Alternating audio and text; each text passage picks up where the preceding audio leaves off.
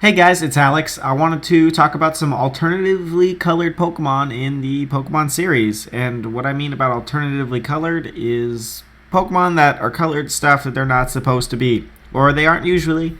I'm not saying that they can't be this color, but they just don't look right. So, like I said, we're not talking about shinies here. This is actually going to be a little bit cooler than that. We'll get started. Everybody knows this one. This is the first example, I think, in the whole series of an alternatively colored Pokemon. That's not obviously supposed to be alternatively colored.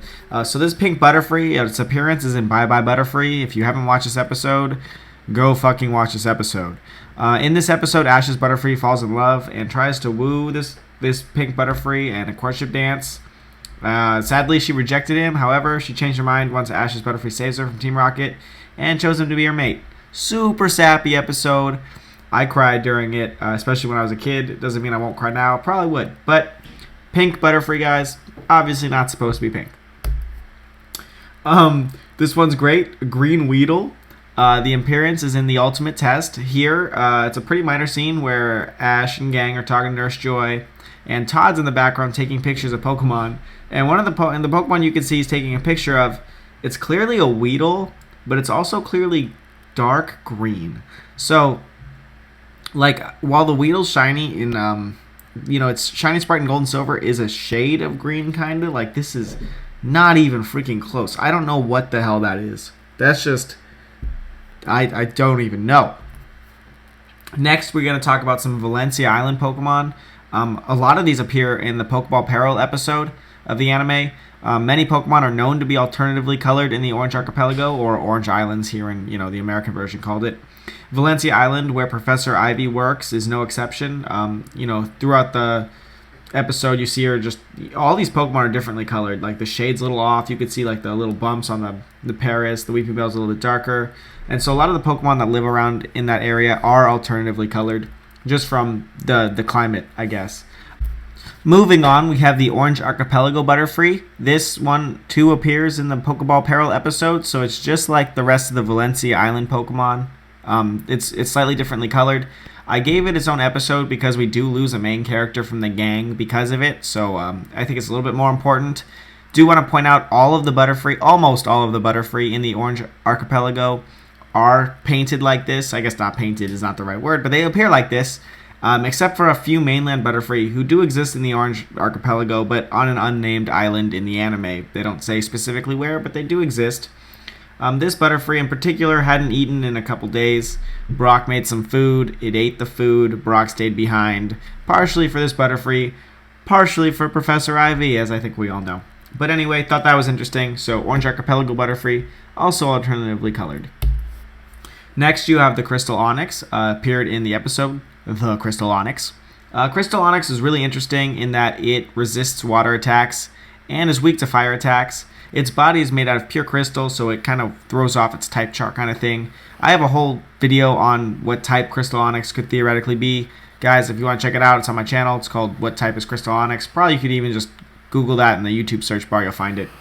Mateo, a young glassmaker, wanted to capture this Pokemon in order to make lifelike glass sculptures, as his grandfather had. And they go through a bunch of shenanigans in order to find and battle the Crystal Onix. So guys, one of my favorite episodes as a kid. Definitely worth checking out. And if you want to know what type Crystal Onix truly is, maybe you should check out my video. I could be wrong though, so whatever. Pinkan Island Pokemon, guys. Next, this is in the episode In the Pink. All of the Pokemon on Pinkan Island turn the color pink due to the Pinkan berries that they eat on the island. You can see a Rhyhorn down there, Rhydon down there, eating some Pinkan berries. You can see a Nidoking and his two little Nidorans. Everything's pink here. In this episode, of course, Ash upsets a Rhyhorn and it ends up charging itself right off of a cliff. That's great. Thanks, Ash. Moving on, Ash's Lapras's mother in Viva Las Lapras. Its mother, Ash's Lapras's mother, appeared with a herd of other Lapras that the gang encountered. Her skin's lighter and her shell is darker, making her a alternately colored Pokemon. I think probably mostly do this just so you can tell it apart from the other ones, but nonetheless, it was alternately colored. Snowman Snorlax, guys. Snorlax being one of my favorite Pokemon. This was pretty cool. Appearance was in Snorlax Snowman. These Snorlax had adapted to a more frigid climate and appear white as snow, so they just look like that. Bunch of freezing cold Snorlax just chilling. The only move that we see that they know is Blizzard, but I guess it's, when it's always snowing, that has 100 accuracy. So, not a bad move to have. Purple Kecleon, guys, in the Kecleon Caper. This purple Kecleon is nicknamed Ready.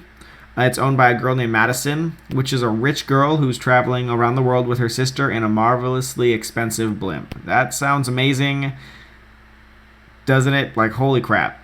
To point out, to explain the nickname a little bit better, I did a little bit more research. The other Kecleon's name is actually Greenie, so that kind of makes sense for Ready. It's like, oh my god, like, could you really not name your thing anything else? Ready and Greenie, but like, yeah, that's why it's called Ready, I guess. It's not even red. I don't know. Go back to your blimp. The Green Crystal Deoxys. This guy's appeared in Destiny Deoxys, which was a movie. I don't know which number, but I know it's definitely not anything before 4. A Deoxys with a green crystal appears in the movie, and the crystal apparently causes Deoxys' face to be green instead of the typical purple color. So usually you got purple Deoxys, but the green crystal, green Deoxys. Whether the gems of different Deoxys are normally different colors or not, we don't know. So maybe this is a normal thing, maybe it's not. But as far as we know in the games, all of them are usually purple. This one was green, so that's alternately colored. And yeah, we have. Yeah, so in Weekend Warrior, there's a scene where you're outside a building or whatever, and there's a guy holding a Meryl. There's a Breloom over there, and there's a Shroomish. And guys, none of these are colored right. I don't know what the hell happened, but can we just take a...